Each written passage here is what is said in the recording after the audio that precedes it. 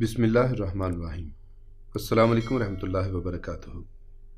محترم ناظرین اکرام، عربوں کے متعلق یہ بات تو آپ سبھی جانتے ہیں کہ قبل اسلام زمانہ جاہلیت میں عرب بتوں کو اپنا خدا سمجھتے تھے اور ان کو پوجتے تھے۔ اس وقت ان کے 3 بڑے بت تھے جن کو وہ دیوتاؤں کا سردار مانتے تھے، جن کے نام لات، منات اور عزا تھے۔ ان تینوں میں سے آج ہم آپ کو عزا نامی دیوی کے متعلق بتائیں گے۔ عزا سردار دیویوں میں سے ایک تھی۔ مکہ اور طائف کے درمیانی راستے میں وادی نخلہ ہے اور وادی نخلہ میں ہی عزا کا مندر ہے۔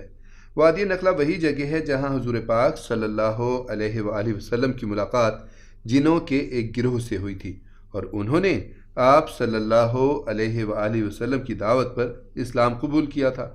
قریش اور دوسرے قبائل وادی نخلہ میں مذہبی رسومات پوری کرنے کے لیے آتے تھے۔ اسی عزا دیوی کے مندر میں تمام لوگ عزا دیوی کے لیے جانوروں کی قربانی بھی کرتے تھے اور اس مندر میں چڑھاوے بھی آتے تھے۔ باقی تمام بتوں کی نسبت عزا کی بہت زیادہ عزت و تکریم کی جاتی تھی۔ روایات سے پتہ چلتا ہے کہ عزا دیوی ایک شیطان عورت تھی اور اس کی رہائش وادی نگلا میں پائے جانے والے ایک 3 جھاؤ کے درخت پر تھی۔ اس کے اندر چونکہ شیطانی طاقتیں موجود تھیں تو انہی کے بل پر وہ عزا دیوی کے بت سے آوازیں نکالتی تھی، جن کو عرب قبائل سن کر اس کے اندر کی قوتوں پر اعتبار رکھتے تھے۔ انہی وقتوں میں اللہ تعالیٰ نے حضرت محمد مصطفیٰ صلی اللہ علیہ وآلہ وسلم کو مبعوث فرمایا اور آقائے دو جہاں حضرت محمد صلی اللہ علیہ وآلہ وسلم نے لوگوں کو بتوں کی پوجا سے منع فرمایا۔ قریش کو یہ بات اچھی نہ لگی اور انہوں نے آپ کی ہر بات کی تردید کی۔ فتح مکہ کے وقت حضور اکرم صلی اللہ علیہ وآلہ وسلم نے خانہ کعبہ میں موجود تمام بتوں کو توڑ دیا، لیکن عزا دیوی کے مندر میں موجود بت اس وقت تک وہاں سلامت تھا اور اس کے ماننے والے عقیدت مند اس کی پوجا اسی زور و شور سے کر رہے تھے۔ چنانچہ عزا دیوی کے بت کو توڑنے کے لیے حضرت محمد صلی اللہ علیہ وآلہ وسلم نے حضرت خالد بن ولید رضی اللہ تعالی عنہ کو، جن کو سیف اللہ کا خطاب دیا جاتا ہے، منتخب کیا۔ حضرت خالد بن ولید رضی اللہ تعالی عنہ 30 گھڑ سواروں کے ہمراہ وادی کی طرف روانہ ہوئے۔ حضرت خالد بن ولید رضی اللہ تعالی عنہ اسلام کے سب سے بڑے سپہ سالار کی حیثیت سے بھی مشہور ہیں۔ ناظرین گرامی، حضرت خالد بن ولید رضی اللہ تعالی عنہ نے 125 جنگوں میں حصہ لیا اور کسی ایک جنگ میں بھی شکست نہیں کھائی۔ یہ حضرت خالد بن ولید رضی اللہ تعالی عنہ ہی تھے جنہوں نے قیصر و کسریٰ جیسی بڑی سلطنتوں کو تباہ کر کے مدینہ جیسی چھوٹی ریاست کو عالمی ریاست کا درجہ دیا۔ حضرت محمد صلی اللہ علیہ وآلہ وسلم نے جنگ موتا میں حضرت خالد بن ولید رضی اللہ تعالی عنہ کی بے مثال بہادری کے جوہر دیکھے تو آپ صلی اللہ علیہ وآلہ وسلم نے حضرت خالد بن ولید رضی اللہ تعالی عنہ کو سیف اللہ کا خطاب دیا، یعنی حضرت خالد رضی اللہ تعالی عنہ اللہ کی تلوار کے نام سے مقبول ہوئے۔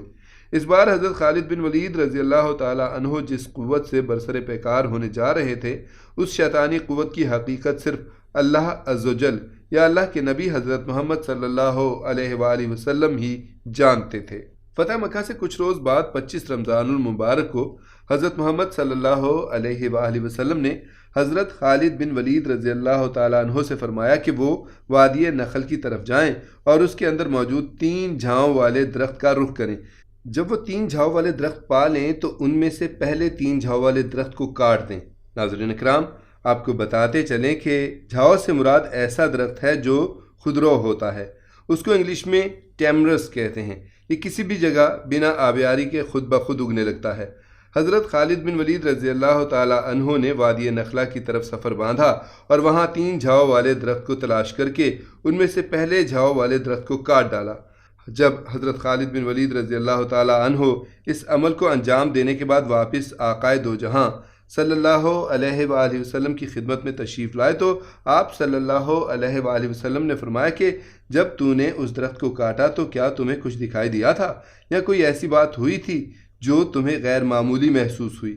اس کے جواب میں حضرت خالد بن ولید رضی اللہ تعالی عنہ نے عرض کیا کہ نہیں یا رسول اللہ صلی اللہ علیہ وآلہ وسلم، مجھے وہاں کچھ بھی عجیب یا غیر معمولی محسوس نہیں ہوا۔ اس پر حضور پاک صلی اللہ علیہ وآلہ وسلم نے فرمایا کہ تم واپس جاؤ اور وادی نخلہ کے 3 جھاؤ والے درخت میں سے دوسرا درخت کاٹ ڈالو۔ حضرت خالد بن ولید رضی اللہ تعالی عنہ نے حضور اکرم صلی اللہ علیہ وآلہ وسلم کے حکم کی تعمیل کرتے ہوئے وادی نخلا کے 3 جھاؤ والے دوسرے درخت کو بھی کاٹ دیا۔ واپس جب خدمت اقدس صلی اللہ علیہ وآلہ وسلم میں پہنچے تو آقائے دو جہاں صلی اللہ علیہ وآلہ وسلم نے پھر سے وہی سوال دہرایا کہ اے خالد، کیا دوسرے درخت کو کاٹنے پر تجھے کوئی آواز آئی یا تم نے کچھ غیر معمولی دیکھا؟ اس بار بھی حضرت خالد بن ولید رضی اللہ تعالی عنہ نے نفی میں ہی جواب دیا۔ آقائے دو جہاں صلی اللہ علیہ وآلہ وسلم نے فرمایا کہ واپس جاؤ اور تیسرے 3 جھاؤ والے درخت کو بھی کاٹ ڈالو۔ حضرت خالد بن ولید رضی اللہ تعالی عنہ جب اس مرتبہ حکم کی تعمیل کے لیے وادی نخلا میں آئے تو دیکھا کہ ایک بدصورت شکل شیطان عورت وہاں کھڑی ہے، جس نے خوفناک حالت میں اپنے بال پھیلا رکھے ہیں اور انتہائی غصے کی حالت میں اپنے دانت پیس رہی ہے، اور اس عورت کے پیچھے ہی عزا دیوی کے مندر کا محافظ بھی چلا آ رہا ہے۔ اس کا نام دبیہ بن سلمہ تھا۔ جب دبیہ نے حضرت خالد بن ولید رضی اللہ تعالی عنہ کو دیکھا تو اس بدصورت شکل شیطان عورت سے یوں مخاطب ہوا کہ اے عزا، خالد پر زور سے حملہ کر اور خبردار پیچھے نہ ہٹنا، اپنی اوڑھنی اتار ڈال، کیونکہ آج اگر تم نے خالد پر حملہ کر کے اس کو قتل نہ کیا تو یہ تمہیں شدید ذلت سے دوچار کر دے گا۔ حضرت خالد بن ولید رضی اللہ تعالی عنہ نے جب یہ سنا تو عزا سے اس طرح سے مخاطب ہوئے کہ اے عزا، میں تجھے پاک اور مقدس نہیں مانتا اور میں دیکھ رہا ہوں کہ اللہ نے تجھے ذلیل و رسوا کر دیا ہے۔ یہ کہہ کر حضرت خالد بن ولید رضی اللہ تعالی عنہ نے عزا پر حملہ کر دیا اور اپنی تلوار سے اس کے سر پر وار کیا۔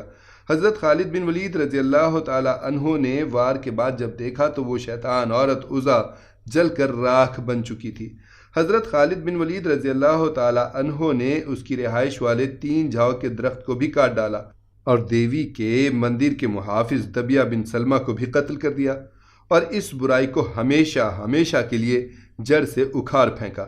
اس کے بعد جب حضرت خالد بن ولید رضی اللہ تعالی عنہ آقائے دو جہاں صلی اللہ علیہ وآلہ وسلم کی خدمت میں حاضر ہوئے اور یہ سارا واقعہ آپ صلی اللہ علیہ وآلہ وسلم کے سامنے بیان کیا تو آپ صلی اللہ علیہ وآلہ وسلم نے اس واقعے کو سننے کے بعد فرمایا کہ اے خالد، یہ عزا ہے، اب آئندہ عربوں میں عزا نہ ہوگی اور نہ ہی عزا کی عبادت کی جائے گی۔